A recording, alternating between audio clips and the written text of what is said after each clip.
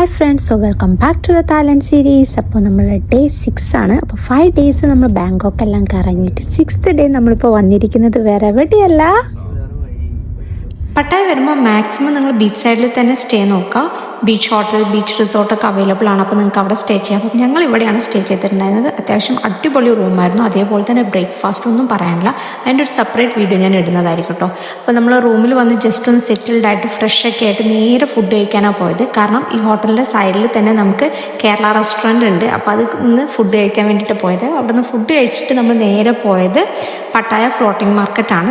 ബാങ്കോക്കിൽ നമ്മൾ ഫ്ലോട്ടിംഗ് മാർക്കറ്റിൽ പോയിട്ടുണ്ടായിരുന്നു. നമ്മൾ ഇവിടെ വിസിറ്റ് ചെയ്യുന്നത് കൊണ്ട്. അപ്പോൾ നിങ്ങൾക്കും അങ്ങനെ തന്നെ ചെയ്യാൻ പറ്റും. ഏതെങ്കിലും ഒരു ഫ്ലോട്ടിംഗ് മാർക്കറ്റ് എടുത്താൽ മതി. ഇവിടെ 200 ബാത്ത് പെർ ഹെഡ് ആണ് കേട്ടോ ഒരാൾക്ക് ഫ്ലോട്ടിംഗ് മാർക്കറ്റിലുള്ള എൻട്രി എന്ന് പറയുന്നത്. അവിടെ നിങ്ങൾക്ക് അത്യാവശ്യം ഷോപ്പ് ചെയ്യാം, അതുപോലെ തന്നെ ഫോട്ടോ എടുക്കാൻ പറ്റുന്ന സ്ഥലങ്ങളൊക്കെ ഉണ്ട്. പക്ഷെ അത് കുറച്ചും കൂടി ഓപ്പൺ എയർ ആയതുകൊണ്ട് ലൈറ്റ് ഉള്ള ടൈമിലാണെങ്കിൽ കുറച്ചും കൂടി ബെറ്റർ ആയിരിക്കും. അപ്പോൾ ഒരു മോർണിംഗ് വിസിറ്റ് ചെയ്യുന്നതാണെങ്കിൽ കുറച്ചും കൂടി ബെറ്റർ ആയിരിക്കും.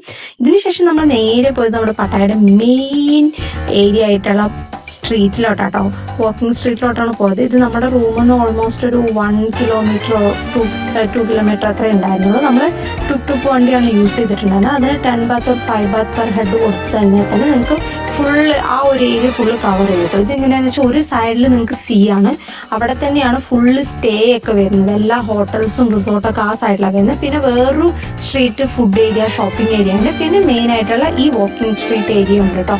ഇത് വാക്കിംഗ് സ്ട്രീറ്റ് നൈറ്റ് ആട്ടോ ഓണാവുന്നത്. പിന്നെ ഇവിടെ നമുക്ക് ഫുഡ് കഴിക്കാൻ പറ്റും. നമ്മൾ ഇവിടെ നിന്നാണ് 3 ഡേയ്സും നൈറ്റ് ഫുഡ് കഴിച്ചിട്ടുണ്ടായിരുന്നു. അടിപൊളിയായിരുന്നു.